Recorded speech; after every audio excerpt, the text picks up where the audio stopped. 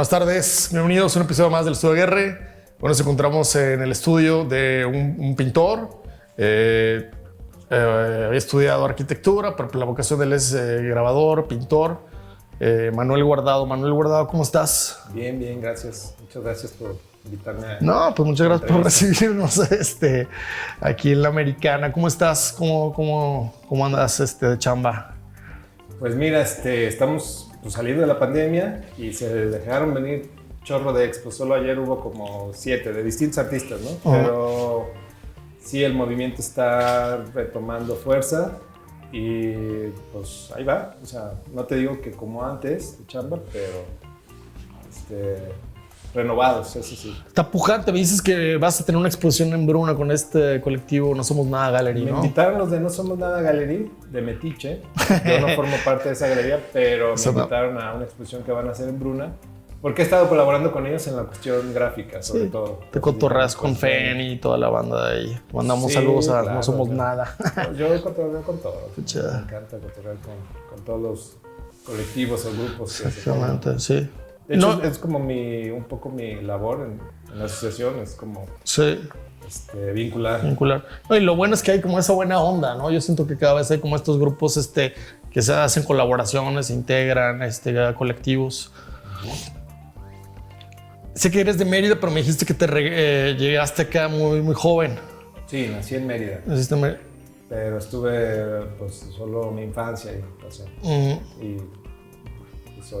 Estoy registrado. Digamos, cuando ya empezaste a estudiar, digamos, en el ITESO de Arquitectura, ¿ya tenías como estas ganas de pintar? No pintaba, era más músico, pero sí me pareció que la única carrera a la mano que yo tenía que era arte, porque la arquitectura es una carrera de arte. Totalmente, sí. Pues era arquitectura, ¿no?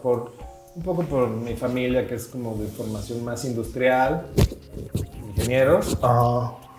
Pues, y bueno, yo era cercano a los jesuitas también, entonces pues decidí que era la carrera ideal, ¿no? Y la carrera de artes pues nunca me llamó la atención porque, no sé, en ese tiempo yo pensaba que el arte no era algo que se pudiera tecnificar o academizar, ¿no? Todavía lo pienso.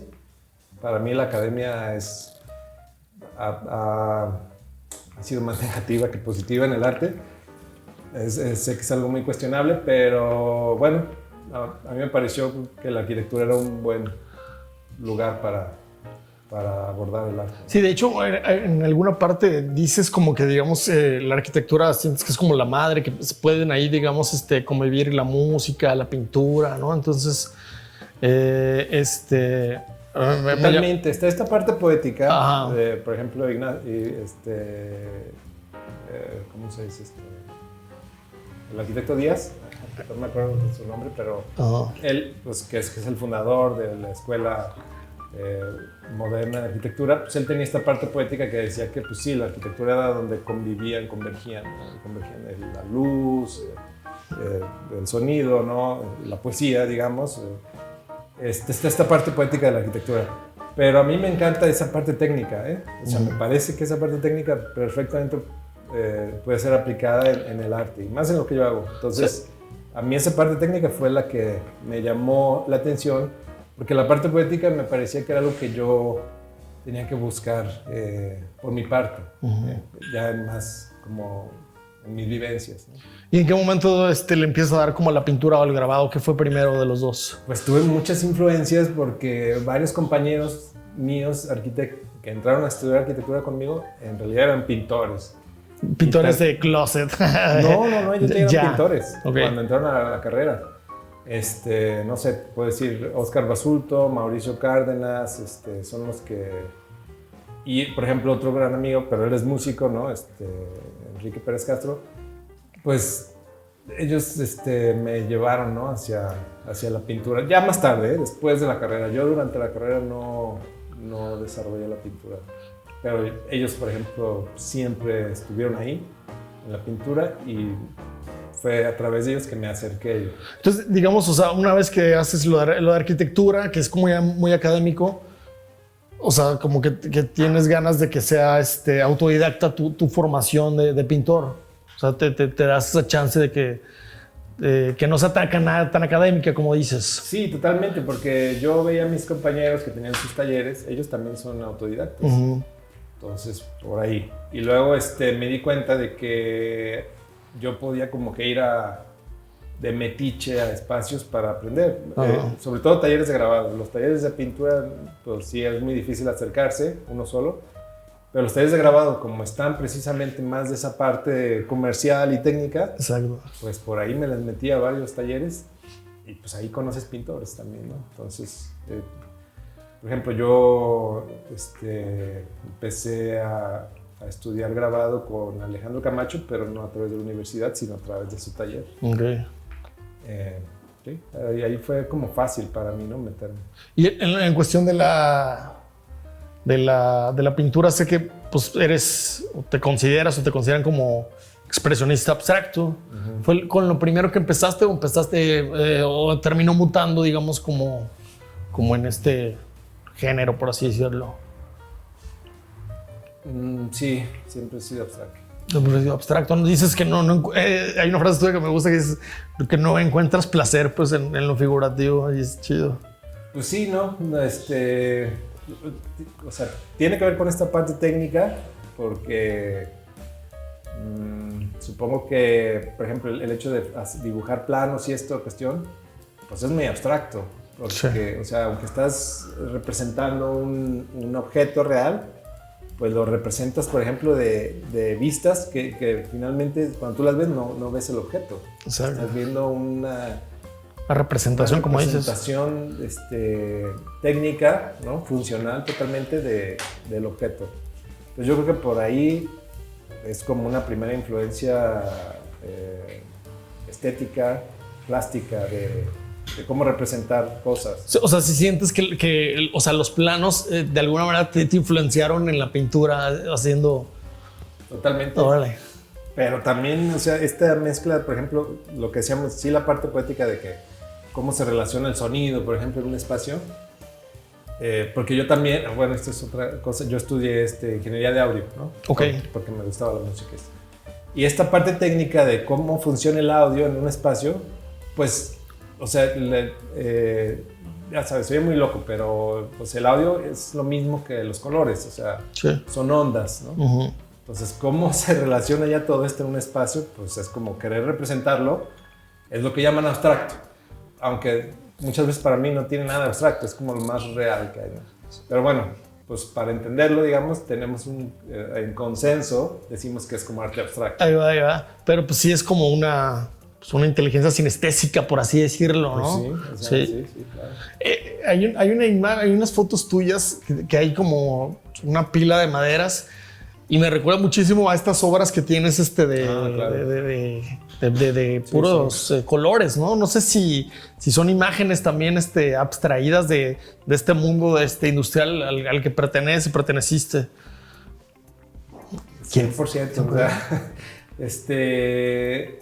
mi familia, te digo, es como, son industriales y se dedican a la madera, entonces sí está como acomodo de piezas, que es como Tetris, ¿no? Como totalmente, lograr acomodar bien piezas, pero esas piezas que dices se relacionaron ahí porque un amigo doctor me dijo que quería que le hiciera un cuadro, pues en principio figurativo, pero yo le dije, pues no, yo no hago cosas figurativas, pues, ni por lana me interesa, pero me dijo, bueno, mira, me encontré estos esquemas genéticos de cuando hacen un estudio genético, así lo representan, ¿no? Okay. Y son barritas de colores, así. Entonces, pues eso, digamos, yo ahí en mi imaginativo, pues lo relacioné también con este acomodo que hacían de las tablas, y a veces las tablas tienen distintos colores, ¿no? Totalmente. Entonces es una mezcla entre esas dos cosas, esa serie, de hecho. Y digamos, me interesa saber como o sea, la madera, pues, ¿qué tanto te interesan, digamos, los materiales, te llevan directamente al imaginativo dependiendo de cada material? Pues supongo que en la escultura sí. No es algo que yo haya sido muy productivo en la escultura, pero lo que he hecho lo he hecho en madera. Pero si te refieres más bien como a la sensación tal vez de la madera o puede ser de las sierras o de los colores, o sea, Bueno, ahí hay algo, más bien como sí está relacionado mucho lo que yo hago tanto en pintura como en música con el estruendo. Por ejemplo, me gusta mucho la música pesada y yo siempre he dicho que tiene que ver con que toda mi vida yo oía las máquinas. Las sierras trabajando, ¿no? Los sonidos industriales. Entonces sí, obviamente esos sonidos fuertes sí tienen que ver con lo que hago también en la pintura y en el grabado. Y también esta parte industrial como mecanizada y muchas veces... aunque las máquinas pues no pueden ser no pueden ser caóticas porque pues se autodestruirían, ¿no? Claro. Sí, el sonido que producen pues sí es como muy caótico. Entonces sí trabajo con esa ambivalencia. Yo creo mucho, ¿no? en mi plástica. Esta parte técnica, pero también que de repente se vuelve muy caótico. Yo creo que la parte de la creación misma, o sea, te tienes que dar chance al caos, porque es internarte a lugares desconocidos y eso termina siendo caótico, ¿no? Es un buen método para encontrar cosas nuevas, descubrir cosas nuevas, ¿no? Experimentar. Que justo también decías, pues, ¿no? Que siempre quieres experimentar, ¿no? Ya sea como en la gráfica o en la pintura o incluso en la música. Me estás diciendo que también tienes un proyecto también de audiovisual, No es algo que ya haya empezado, pero sí me interesa mucho conjugar esta cuestión que te decía de los sonidos con los espacios, con la materia y también con la gráfica, ¿no? Finalmente cuando llegas con una persona que no sabe mucho y dices, no, pues hago grabado, lo primero que se remiten es a la música.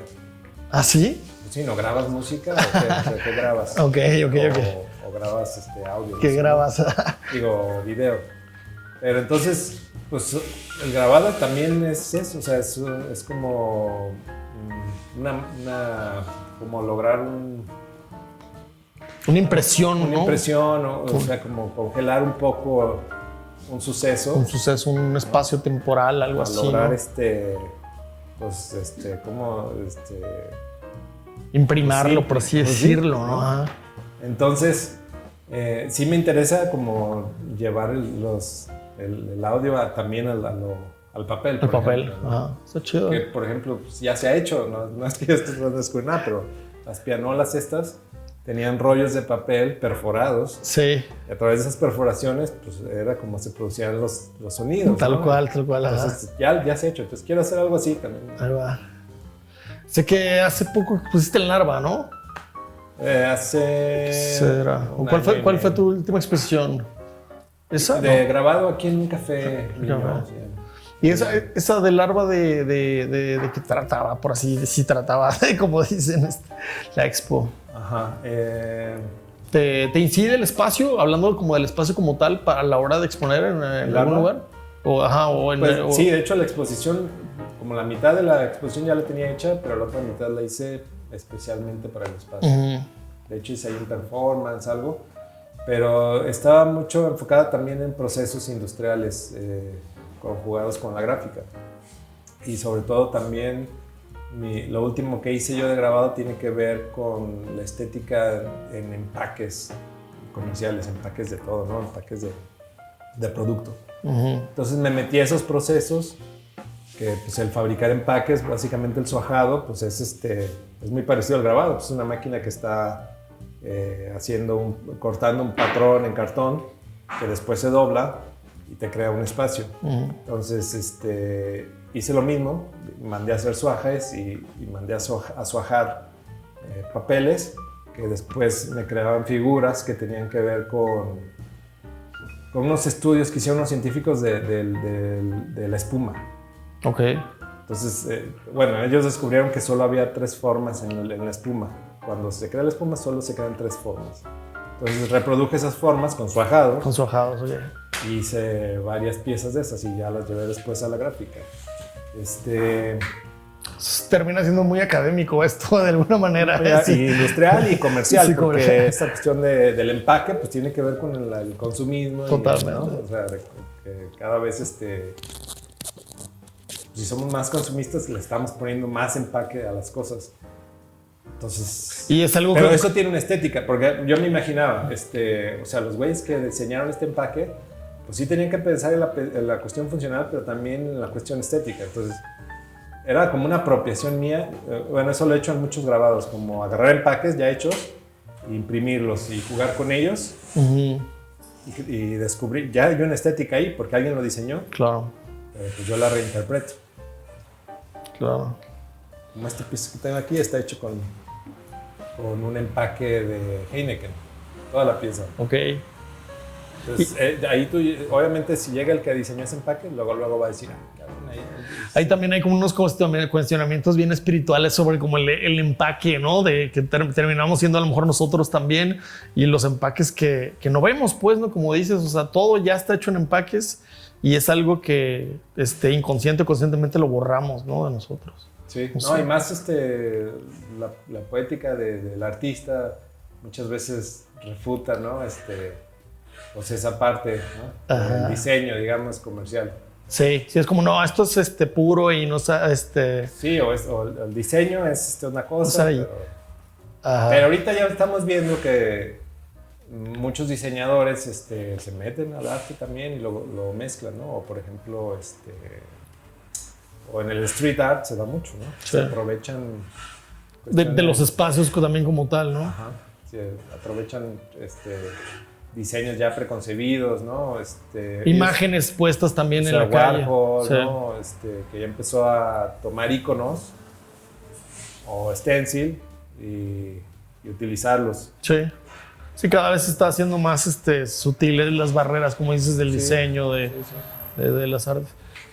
Estamos en el estudio de Manuel, pero también pues es el taller de semilla gráfica, entiendo aquí, ¿no? Sí, también.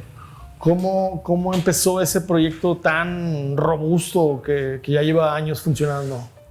Hace 6 años nos juntamos 3 pintores, básicamente, los que ya te contaba, mis compañeros de la universidad, y empezamos queriendo hacer algo que llamamos periodismo plástico, o sea, irnos a las afueras, a dibujar situaciones, ¿no? En las calles, o no sé, buscar espacios nuevos para retratar. Y bueno, pues el salirnos de la ciudad nos llevó a ver que sí existían, porque lo desconocíamos, por ser citadinos, desconocíamos que sí había, por ejemplo, casas de la cultura en diferentes municipios. Algunas muy buenos espacios. Pero también la cosa es que la mayoría estaban olvidados casi, ¿no? Pues tomadas por la burocracia, básicamente. O sea, creo que de repente fue un error tanto de la población o de la comunidad como del gobierno pensar que la cultura era algo que tenía que controlar la burocracia. Y malamente también muchos artistas pues empezaron como a querer vivir de eso, ¿no? De las becas y todo esto. Y como que la cultura se empezó a pensar que el gobierno era el que la tenía que gestionar. Nosotros pues pensábamos que no.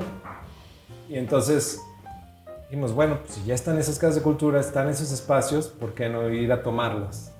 Sí. Entonces fue nada más como un atrevimiento de ir a buscar al director de cultura y decirle, oye, pues queremos exponer. Ay, pues, pero, pues, o sea, como que ellos nomás recibían exposiciones que les mandaba Secretaría de Cultura, ¿no? Sí, claro. O el pintor de ahí, ¿no? Eran como estos envases, como que dices un poco también hablando de eso. Pues sí, eran como unos empaques. Ahí va.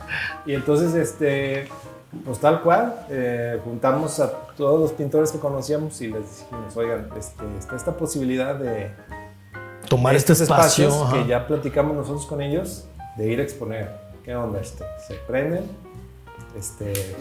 tantas piezas y pues ahí entre todos las vamos gestionando.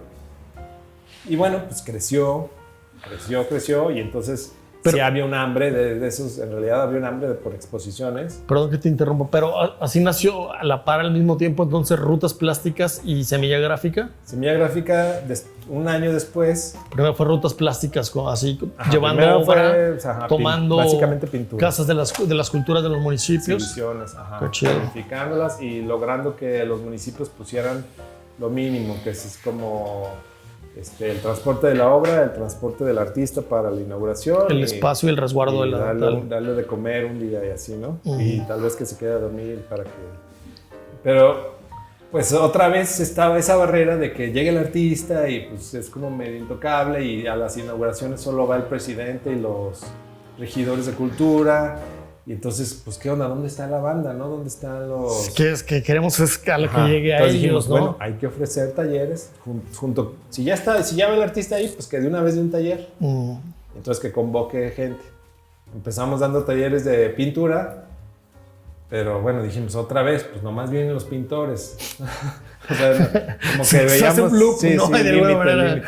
Dijimos, ahí está la gráfica, o sea, la gráfica... pues de repente la puede hacer cualquier persona sin conocimientos pictóricos y aparte pues sí hay esta conjugación de que tienen que hacer equipo. Sí, no te queda de otra, tienes que compartir materiales, tórculo, dijimos, papel, etcétera. Hay que hacer talleres de gráfica.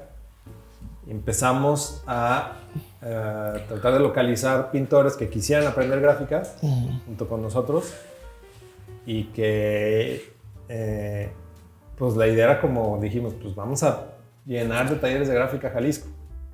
Entonces, eso dio pie a que creáramos Semilla Gráfica y pusiéramos talleres de gráfica, consiguiéramos recursos para fabricar tórculos, para patrocinios de papel, patrocinios de muebles, patrocinios de pues, lo que se necesitara. Y empezar a buscar estos futuros grabadores, ¿no? Estas semillas, también de gente que también diera talleres también, ¿no? Y se quedaron los talleres también ahí como tal, ¿no? Sí, que se quedaron encargados y que los gestionaran. Y bueno, pues eso fue hace 5 años. Pues sabemos que ahí hay 2 años de pandemia que estuvo muy difícil. Sí. Pero hicimos un taller satélite, digamos. O sea, hicimos un taller en una caja durante la pandemia y ese lo mandábamos a algún artista y le enseñábamos gráfica por Zoom. Qué chido. Y eso logró mantener vivo durante la pandemia el proyecto. O sea, ni siquiera pararon ahí, buscaron estas nuevas formas que se utilizaron y se quedaron muchas veces. Sí, ahorita que se acabó la pandemia, pues ya a nadie le importa tampoco porque dicen, no, pues ya no estamos encerrados, ¿no? Claro. Pero logró mantener vivo ese proyecto, ese subproyecto, ¿no? Se llamaba Epicursor, se llama. Qué locura, o sea, pensar, o sea, tú Oscar Basulto, o sea, tienen conciencia como de alguna manera el poder, el empoderamiento, que a lo mejor 3 chavos hasta el final hacen un megaproyecto a nivel estatal y inclusive más, porque ya se ha ido a otras partes a otros estados de México, tanto Rutas Plásticas como Semilla Gráfica, ¿no? Pues o sea, sí ha tenido ya, de hecho ahorita, por ejemplo, tenemos ya vínculos hasta con Colombia, con Cuba, sí. Estamos planeando cosas con ellos, ¿no? Pero sí hemos estado en Chihuahua, en Nuevo Laredo, en Tamaulipas, en Colima, pues Michoacán, o sea, sí estamos, Oaxaca no tanto porque son bien celosos y como que dicen, no, pues nosotros somos la potencia, pero nosotros también queremos ser potencia acá en Jalisco, ¿no? Digo, es lo mismo, o sea, queremos descentralizar, entonces sí es Rutas Plásticas Jalisco, pero pues vemos más el asunto como el arte, pues. Sí, tal cual, ¿no? O sea, sin banderas un poco. Y luego han tenido también una exposición itinerante súper robusta, también dando la cara, ¿no? También que se ha ido también por muchísimos estados, sí. ¿no? Sí, ahorita también está dando la cara. Tomando fuerza. Es una exposición colectiva de autorretratos. De autorretratos. La idea era que donde fuera yendo, pues se fueran sumando artistas. Ahorita van como 130. Cada vez va sumando de alguna manera. El sueño es unos 500. Ajá. Y luego también ya se nos sumaron, ya se hizo Dando la Cara en Colombia y Dando la Cara a Cuba se va a hacer en agosto, ¿no? Qué chido. Porque es buena idea, o sea, ya había exposiciones de autorretratos, pero no con este fin. más contra... La idea sí era un poco contraestatario, ¿no? Porque el subtítulo era Nunca más una casa de cultura vacía. Lo que les decía a las autoridades no les gusta porque pues, como que están vacías, no están vacías, pero sí están vacías. Entonces era un poquito tratar de decirles pues, que no estábamos de acuerdo, o sea, como en bola decirles no estamos de acuerdo con la burocracia, el monstruo burócrata cultural. Se está perdiendo un vacío, pues, o no están respondiendo también a lo mejor las dinámicas sociales de cada pueblo o las necesidades estéticas, ¿no? No sé, o sea, como dices, pues, no se tiene que burocratizar, pues, el arte o la producción artística. Sí, es que pues, por donde lo veas, nadie puede decir que está bien, o sea, nadie... Pues solo ellos podrían decir que están bien las cosas, tal vez, pero... ¿De dónde? No, pero ¿de dónde? No sabemos que está mal, sí. O sea, que... Pues simplemente cuando ves a la gente que hay desaparecida, pues sí le puedes echar la culpa a la cultura, ¿no? O sea, sí puedes decir, pues es que nuestra cultura no está siendo suficientemente fuerte como para evitar que haya tanta gente drogándose, entonces tantos narcos, y entonces haya tanta corrupción, porque, o sea, obviamente eso pues es porque la cultura está descompuesta. Sí, falta de oportunidades, falta de... Sí, sí. Y sin embargo, pues o sea, la sección de cultura en los periódicos está al lado de la de espectáculos. Sí. O sea, ¿qué te dice eso? Y es como una notita, ¿no? O sea, sí, siempre es una nota. Porque los super... mismos políticos quieren que la cultura es el show, es el... Está el servicio de la política, ¿no? Ahí es lo que ellos sienten. Televisa, o es como para entretener, como para divertirnos. No, la cultura es otra cosa. Sí. Cuando llegué aquí a tú me dices que tu obra estaba ahorita cambiando. ¿Hacia dónde está cambiando? ¿Hacia dónde está mutando tú? Pues es que como me clavé mucho en la gráfica, pues la pintura está agarrando como estoy tratando de llevar estas técnicas de gráfica a la pintura. Todavía no lo logro, pero pues sí va un poquito para allá. Ok. ¿No? Como el estampado. Pues esta onda de grabar, obviamente una pintura pues es como igual, ¿no? Como capturar un momento. Entonces, pues no sé, todavía estoy viendo cómo... Pues está chido, está... Pues está... Pero te lleva cosas como, por ejemplo, haces un grabado y sobre el grabado lo mismo lo puedes intervenir ya haciendo un grabado, poniendo pintura arriba y eso, o sea, son estas experimentaciones que ya... Sí, también, o yéndote más allá de los materiales, ¿no? O sea, la tela, pues no forzosamente tiene que imprimarse de cierta manera ni usar estos materiales, o sea... Claro. Precisamente eso, escapar un poquito del academicismo. Los convencionalismos académicos. No, pues el óleo, pues te tiene que hacer así. ¿No? Al final es un material. Sí. Y no, pues no digo que ya lo haya logrado, pero pues me gustaría lograr que mi expresión se alimente bien de estas experimentaciones, sí. ¿no? que lleven algo.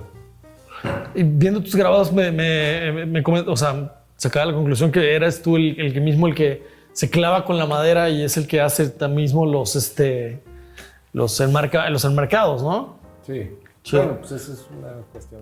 No, pero porque te tomas, pues siempre has estado ahí inmiscuido con la madera, de alguna manera, ¿no? Sí. Tenías esta empresa, Barcino, creo que se llamaba. Sí, ¿todavía la tienes? Carpintería residencial. Qué chido. ¿Cómo decirlo? Pues ahí siempre hay una lucha, ¿no? Porque esa parte de hacer como una empresa ya más comercial, pues sí compite en tiempo y en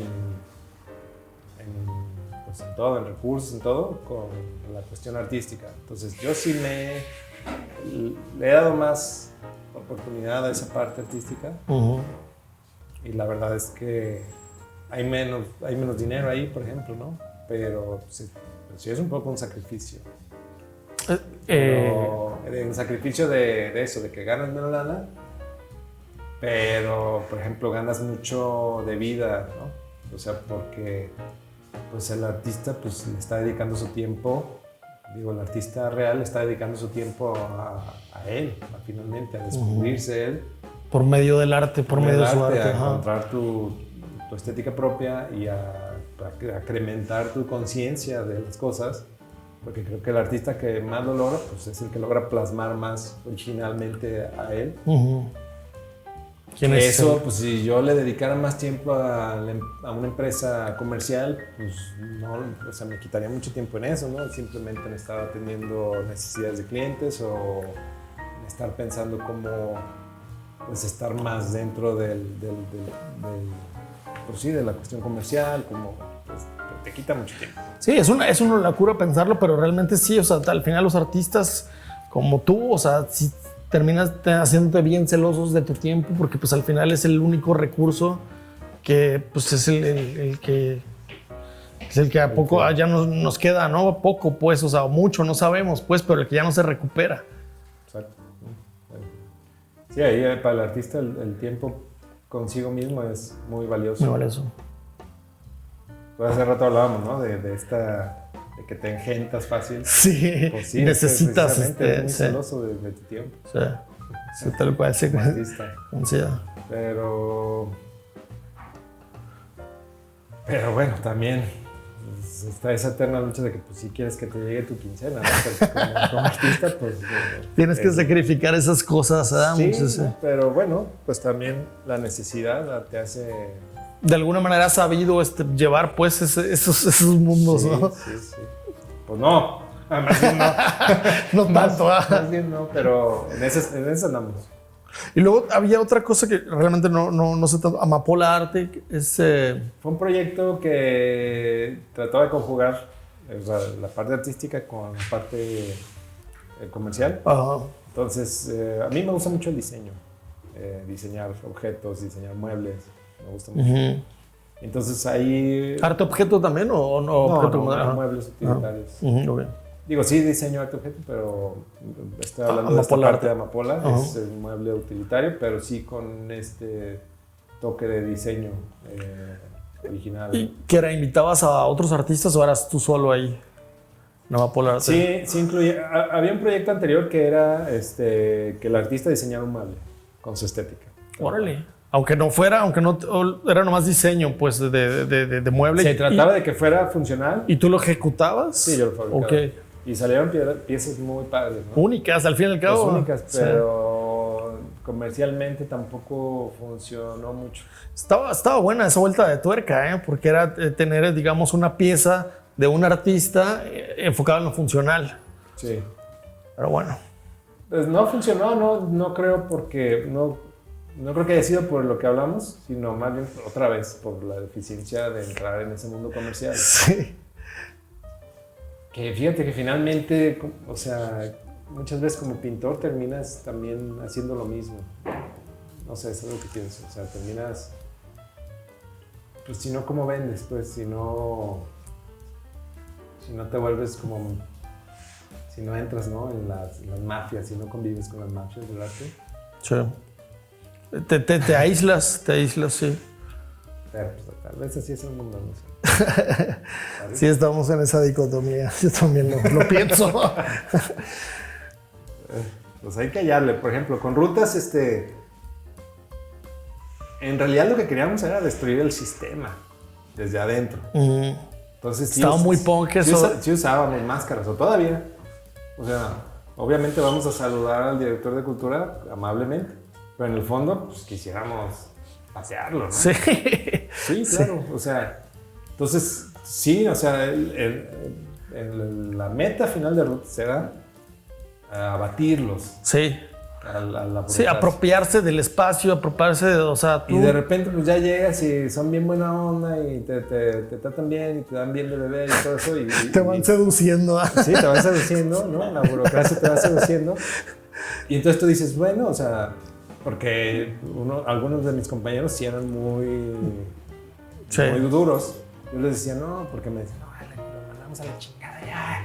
Me decían, no, güey, mejor hay que esperarnos a agarrar más poder y luego les damos. Y algunas veces lo intentamos, pero pues, o sea, como que los mecanismos sociales están hechos para que lo que, aunque digas cosas malas, o sea, de todas maneras a esos cabrones les sirve, ¿no? Como es como publicidad más, sí. no sé.